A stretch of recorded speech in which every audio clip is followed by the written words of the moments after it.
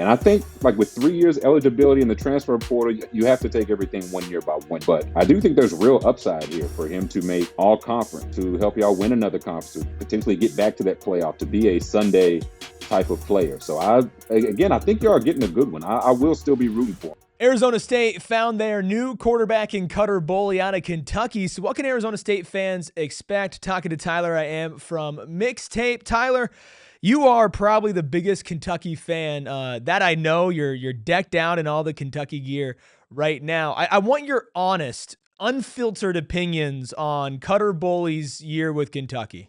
You want the good first, the bad first, or I guess, neutral first? You tell me where What to what start and we'll what go. what's pulling you? I want to really get stream of consciousness here from somebody who's watched every snap of him play. Okay, I'll be honest. I wanted him to stay at Kentucky. Like I think you are getting just off the bat. I think you're getting a good quarterback with some room to grow.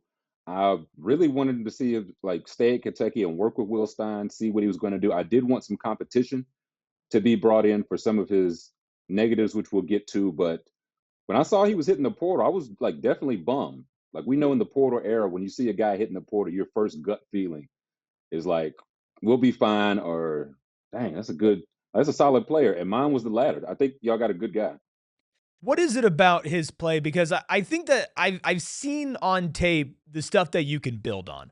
right? But from somebody who watches more than just the highlights or the tape or the highs or the lows and just kind of saw his progression week by week, what do you see him maybe growing into? I mean, this year, freshman, not a great year, but not a great team around him. So he was still all SEC as a freshman. He's like 6'5", like legit size. I think he's got a good, like not a great, not an elite arm. I think he's pretty mobile. That was one of our gripes. Me being many Kentucky fans, he should have been used. His mobility should have been used more last year. And he can make a lot of throws. I think that'll just give you some flexibility in what you want to run with him. Like I don't think you'll be able to, or you'll have to limit or pull certain things or routes out of the playbook because your quarterback can't make those throws. He can make those throws. The negatives, I would say, he's turnover prone. He is turnover prone in 15 college games, 18 turnovers. And then I also saw in his last 2 years high school, 24 games, he had 24 interceptions. So I think we're kind of at a point like, is that just who he is? Can you smooth out some of that? I think he struggled reading the blitz some. I think there was some inconsistency in his accuracy in general, like layering throws the right way. But anything I'm saying here, I think is like just freshman quarterback. Like I don't think these are just independent to him. I don't think there's anything that he can't be coached out of or coached up. Because I'll also say I'm trying to be polite. He may have had an absolute bozo at offensive coordinator uh, for for each of his 2 years. I don't know how deep you want to get into that, but I've done No, the let's Bush get into it. Hamden. Okay, I'll try to be brief, but Bush Hamden was the offensive coordinator at Kentucky for Cutter Boley's 2 years. So I went back and looked at Bush Hamden's history. I was like, so what's his OC history? Not when he was assistant to a head coach or defensive analyst. What's his OC history? First time he was co-OC was at Arkansas State with Brian Harsin. Okay. Brian Harsin's an offensive coach who calls his own plays. After that year, Harsin left to go to Boise State, which is both of their alma maters. He did not take Bush Hamden with him. Strike one. The next time he's an OC is at Davidson. They go 1-11. The next time he's an offensive coordinator is at Washington.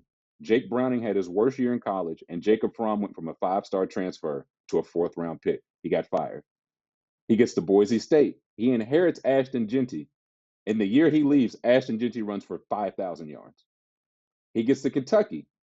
They're 119th and 101st in scoring his 2 years at Kentucky. So that's the benefit of the doubt. I am 100% willing to give Cutter Boley that if he has even a competent offensive coordinator, like a good offensive coordinator and coach, and I can't say sky's the limit. I don't know if he's just like he turned into Mendoza, like a Heisman guy, 1-1. But there's a lot of potential left there if he cleans up the negatives like any freshman quarterback, but can get to a team and a system and a play caller that understands what he does best and it's not a bozo. I don't really know how else to say that. No, It's not a great look, track. that's It's the not a real great stuff, track man. record, man. It is That's tough. So he seemed like a solid guy. If Bush Hamden's listening, he seemed like a solid guy, but I don't know if offensive coordinator is his calling per se. I mean, this is bad news, man. Bush Hamden's our number one fan. I mean, he's sending in super chats, man. He's Bush, watching every show. Bush, I think you're a solid guy, man. I think you're a nice guy. You probably like a good family man, Sagittarius, all that stuff. But play caller, I'm not so sure. Sounds like a nice coach for Louisville. I That's what he sounds like. I would love that. I would love that. I think he could get that ship back on track. I think what's interesting and why a lot of people are intrigued by the Cutter Boley signing is because Kenny is kind of known as that quarterback guy. Sam Leavitt, when he transferred in, was a backup at Michigan State who really hadn't played any college football at all. And as a redshirt freshman, he helped take Arizona State, to the college football playoffs and then leaves, kind of like the opposite of what you're talking about with that guy's track record is Sam Leavitt leaves as the number one portal candidate in the country, right? You take Raleek Brown, who didn't play at USC. He leaves. He's probably going to Texas. Cam Scadaboo's in the NFL. Jordan Tyson's a top 10 pick. It does feel like when somebody walks into Arizona State and they have this baseline level of talent, they're able to get the most out of them from a coaching perspective. I think what also has Arizona State fans excited is they just got the number 2 wide receiver in the portal in Amarian Miller. They've been putting a lot of emphasis on getting weapons around Cutter Boley. How would you assess the roster around him, not just the utilization, but the talent that he had to throw to, blocking for him, and handing the ball off in the backfield? It wasn't great, honestly. I don't know if you heard that. Yeah, Mark Stoops has been since fired for the last 2 years, which coincide with the 2 Cutter Boley years. And last year, the receiving talent was better. That was Barryon Brown, who ended up going to LSU, Dane Key, who ended up going to Nebraska. But I'll say neither of those guys had as good of a year as Kendrick Law did transferring in to Kentucky with Cutter Boley. He's had pretty solid run game. Like you'll need that, but what young quarterback doesn't need a solid run game? Stay ahead of the chains. The offensive line last year was bad. The offensive line this year, I would say, was like above average. Above average. So again, if you give him just like Mario should be like a great receiver for him, solid line, solid play calling. I really think y'all be happy with the quarterbacking you get. I think one of the things I noticed, looking at the stats, I know like box score watching, you can't know everything. I've tried to go and watch as much film on him as possible. It seems like he likes to spread the ball out a little bit. You guys didn't really have like that true number one, at least it felt like statistically. I think your leading receiver had under 600 yards, but then you had like 6 guys over 100. Do you think that was more of just a result of the system that he was in or the type of quarterback that Cutter is? Or was it more of just like there isn't a guy that you should be feeding? Right.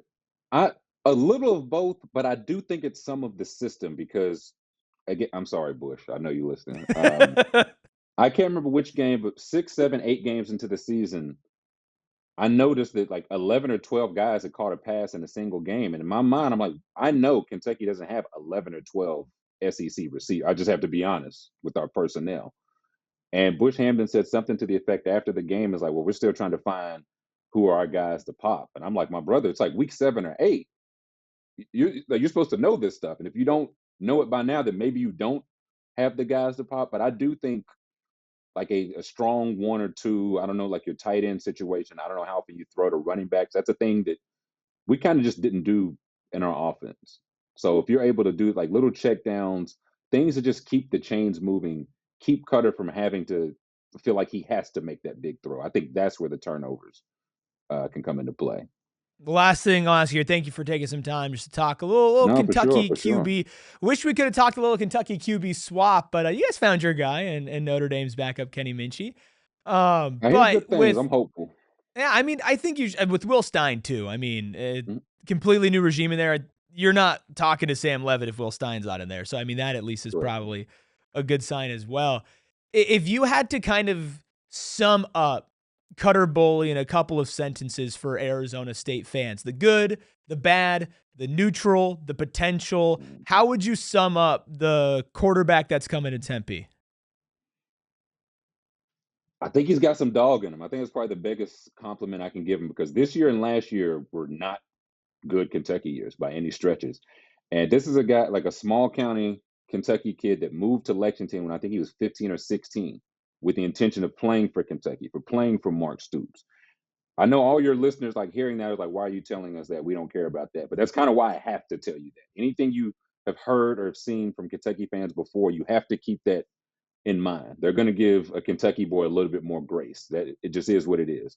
Like the first couple interceptions at Kentucky, they'll get overlooked. At Arizona State, I know you all are trying to, like Dillingham trying to win some conferences. He's trying to make some things shake. But I say all that to say, in 2 bad years, I don't think I ever really saw him get down on himself. You can tell he's a guy that his teammates like. I think his teammates respect. I think they play for him. I think he plays for them. And at the quarterback position, that can go a long way. I really hope his mobility will be used more. I really hope he has an offensive coordinator who is respectable. Sorry, Bush. And I think like with 3 years eligibility in the transfer portal, you have to take everything 1 year by 1 year. But I do think there's real upside here for him to make all conference, to help y'all win another conference, to potentially get back to that playoff, to be a Sunday type of player. So I think y'all are getting a good one. I will still be rooting for him. Tyler, thank you so much for taking some time to join PHNX Sun Devils. For those who don't know where to find you, I mean, I'm sure they've probably seen a couple of your tweets pass along the timeline, but you're more than just a man who's got the Twitter fingers as well. Where can they find you if they liked what they heard today? I appreciate you. I'm on Twitter, Blue Sky at Tyler I am. We are on the Patreon at mixtape number 4 ever. Patreon.com/mixtape number 4 ever, 3 times a week, giving takes, giving content, giving the people some of what they want, but hopefully what they need. And that's mixtape with a CK, just for everybody who's Yes, trying to find that. thank you for that. MICKSTAPE number 4 EVER. Thank you for that. I'll vouch for it. One of my favorite shows for a very, very long time. Hit that like button on the way out. Hit that subscribe button on the way out. Maybe some Cutter Boley talk on Mixtape, but definitely more Cutter Boley talk here on PHNX Sun Devils, plus all the other transfers in transfer portal season. Don't go anywhere.